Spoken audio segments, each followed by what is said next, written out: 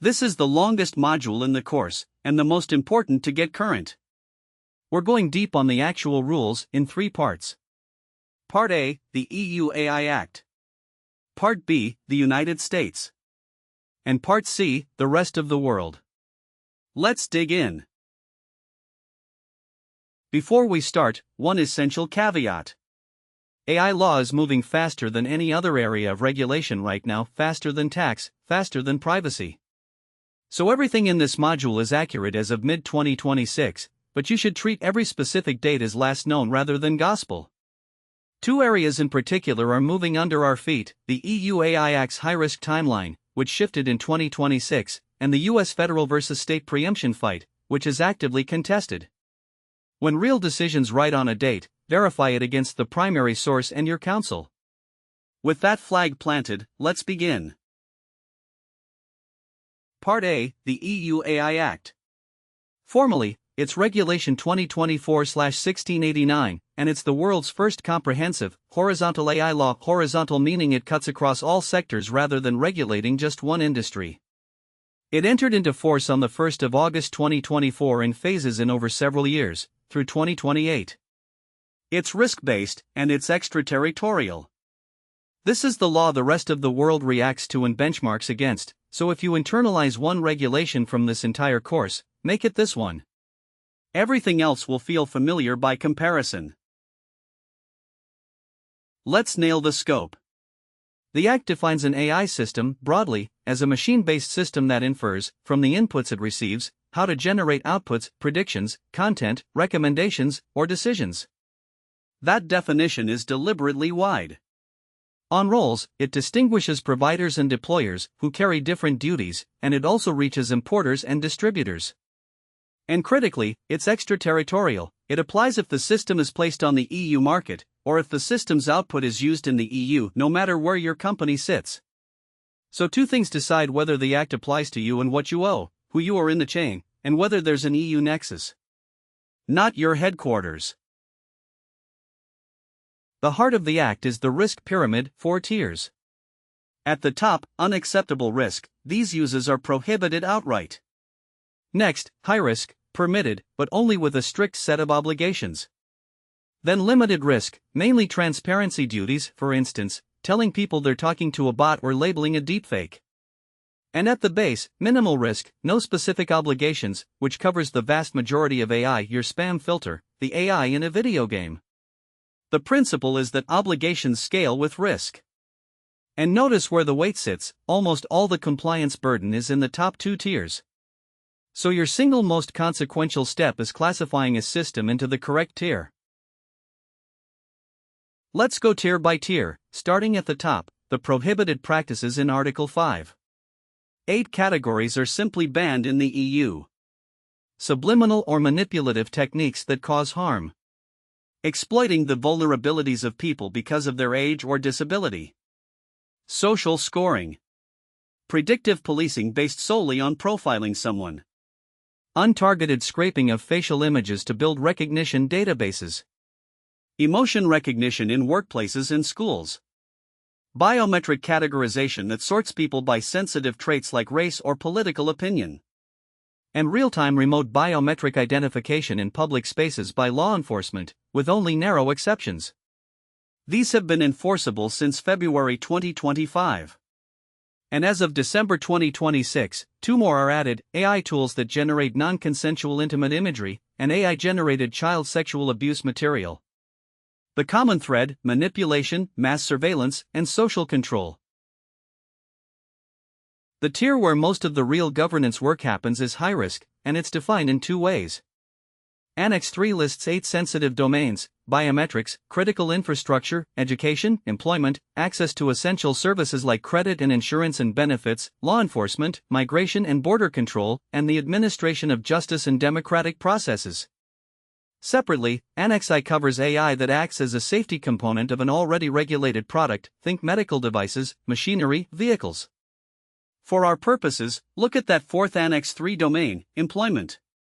That's where Helios' hiring tool lives, and it's why that tool carries the heaviest set of obligations in the whole Act. So what does a high-risk system actually have to do? Here's the checklist. A risk management system. Data governance, ensuring training data is high quality and representative. Technical documentation.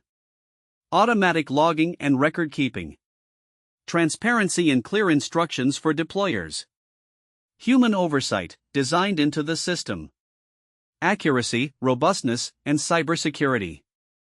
An overarching quality management system. A conformity assessment, leading to CE marking. And registration in an EU database. Providers carry most of this. Deployers must use the system as instructed, ensure the human oversight actually happens, and monitor it. Now look at that list again, because here's the punchline: it basically is an AI governance program. Which is why the law and good practice converge. Build the program well and you've largely met the legal requirement. The Act also regulates the model layer directly: General Purpose AI, or GPAI, the foundation models that sit beneath everyone's applications. There are two tiers here.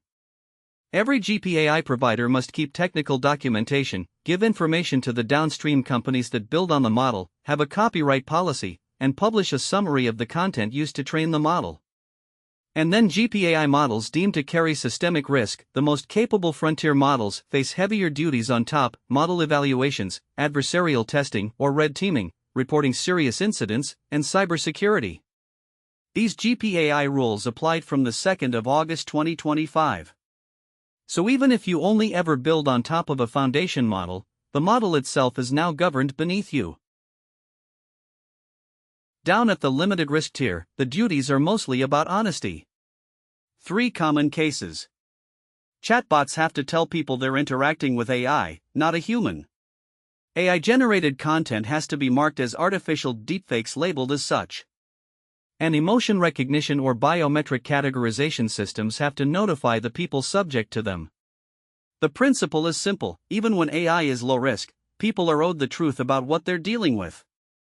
This is the tier where Helios's customer-facing generative assistant lands, so Helios will need to disclose, clearly, that customers are talking to an AI.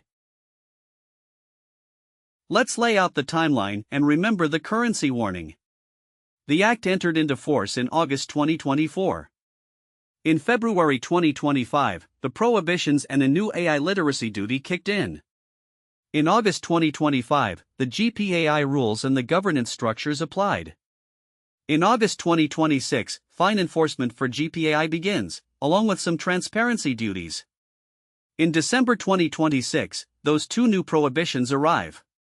Then the big one, the high-risk obligations under Annex 3, which were originally due in August 2026, were postponed by the 2026 Digital Omnibus Package to December 2027 and the product-embedded Annex I systems to August 2028. So the high-risk dates moved, and they moved recently. Please confirm the live timeline before you build a compliance plan around any of these.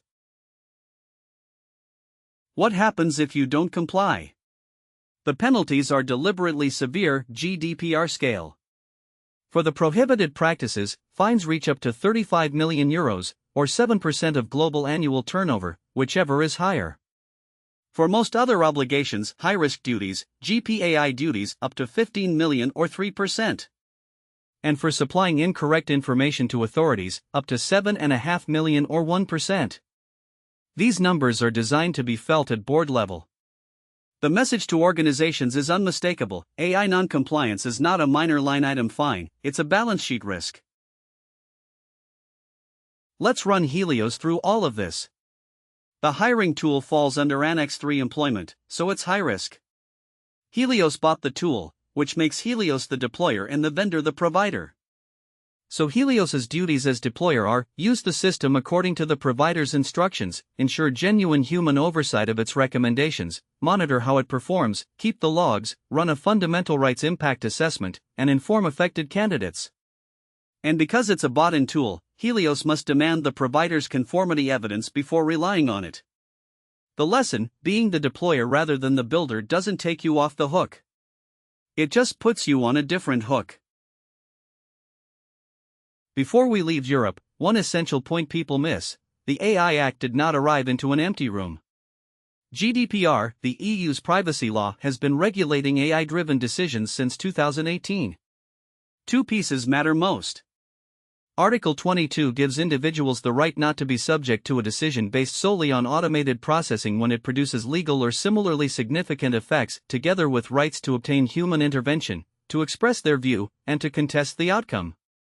And the Data Protection Impact Assessment, the DPIA, required for high-risk processing of personal data, is the direct ancestor of the AI Act's Fundamental Rights Impact Assessment.